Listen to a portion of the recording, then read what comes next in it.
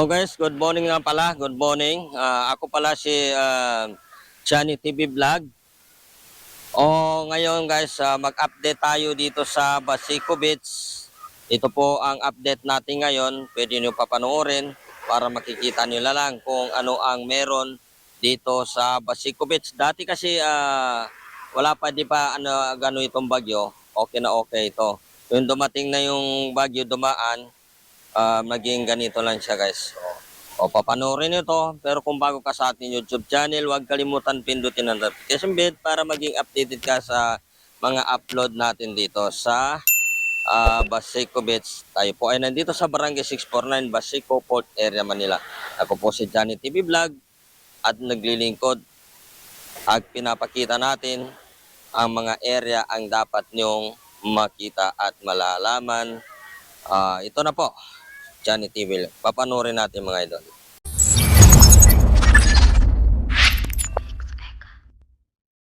Saka yun dito sa lilinisin din. Nakita natin may bakuna dito. Tatanggalin dito sa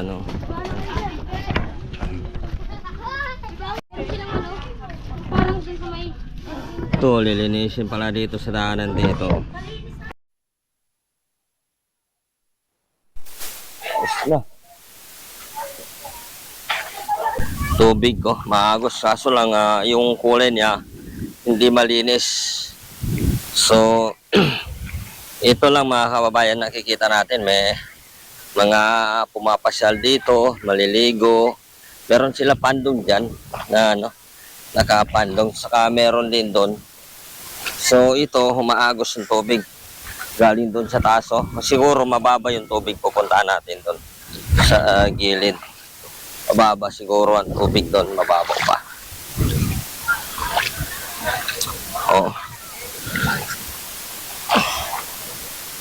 So noon na makaraan, daming dito. Yung ba yun? Water lily. Sa ngayon guys, check na natin kung meron pa ba. Meron konti, may kalat pa siya guys. May kalat. Ito guys, hindi pa na yung paglilinis dito. Marami pang mga plastic dito na nakikita natin na naanod. So, meron pa rin dito guys, foam. Ano ba ito? Sa yata ito? Katre. Inaanod na siguro ito sa ilog. Sa ilog Pasig, kaya dito na siya napupunta. Dito na siya nakapunta. So makikita natin dito guys, hindi pa na yung paglilinis. Hindi pa yon na atubag kasi marami pa siguro aayusin ng hindi pa nalilinis, mas nauna pa. Kaya hindi pa ito na ng ating so siguro pag ma-actionan din nila ito na para malilinis din ito lahat. So parang maraming plastic na dito. Nag-spring itong naapakan natin. Kumbaga ito yung mga plastic na ito guys, napakaraming naano dito. Ito yung mga plastic na yan na natatabunan na dito, kaya yung ilalim na siya, malambot. Kaya napupunta dito yung mga niya, malambot. Ito, pa ito? To yung na ito, dami mga inaanod dito na Pero yung sa tubig naman, ito pa siya guys, yung tubig. Yan ang tubig dito. Hindi naman gaano sa malinis. So pero kitang-kita na yung na yung mga buhangin sa ilalim. Yan hindi naman gaano siya sa baga malabo na malabo. Lang siya guys.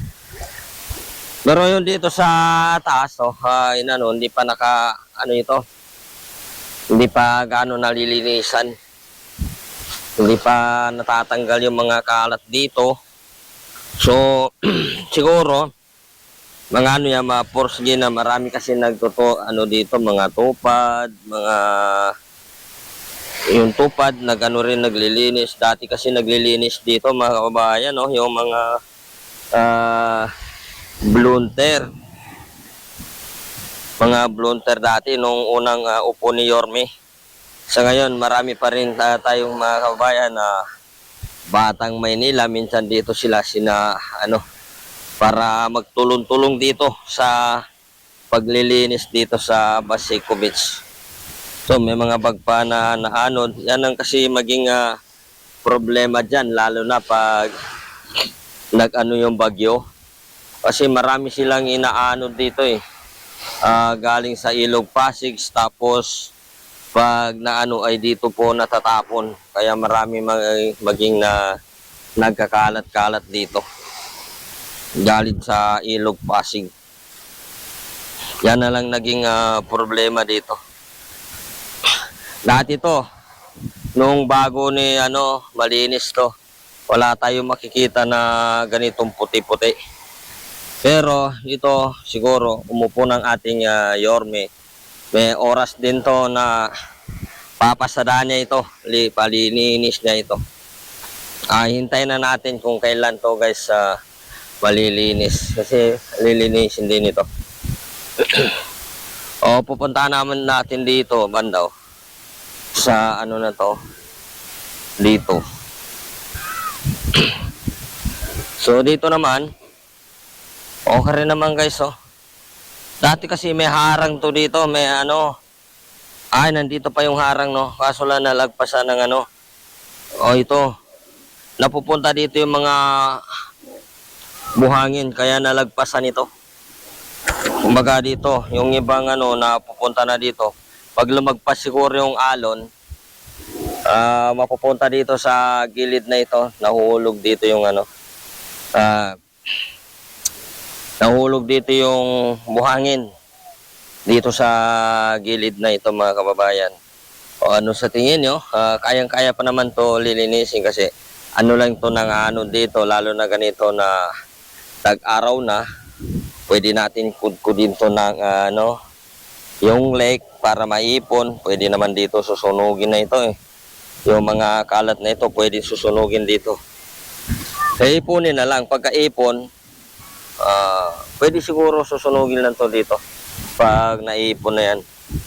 Yung mga kasi lang to guys, mga plastic lang yan, mga plastic lang itong mga dito naanod. Alam naman galing sa kung saan ng lugar, basta dumadaan sa Ilog Pasig dito na siya minsan dala po ng hangin, itatapo naman tong alon galing sa dagat, kaya dito po napupunta mga kalat-kalat dito. Ito na siya guys.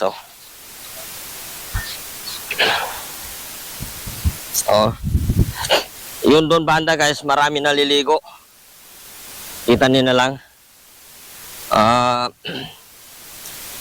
Kasi yung dyan sa dagat na siya, natatangga, wala yung yung kalat dyan. Yung mga plastic dyan guys, nawala yung mga plastic dyan. Dito lang sa na ito, sa ibabaw napupunta yung mga kalat-kalat dito sa ibabaw napupunta.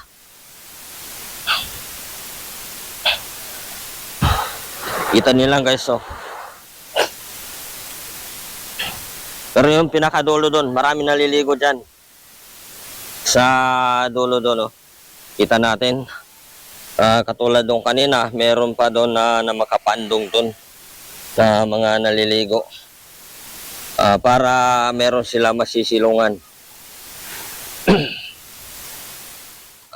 Akala ko hanggang sa panaginip lang na ako ay iyong mamahalin.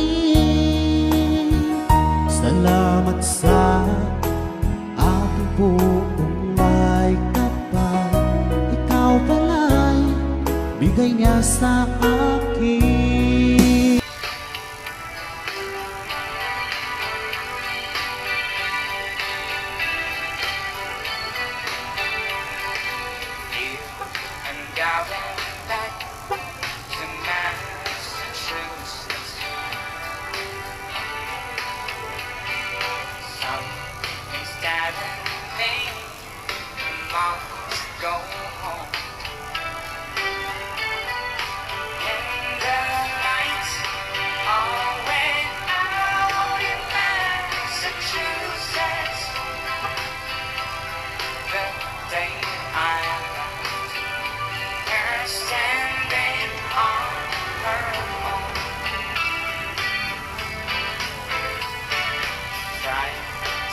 picture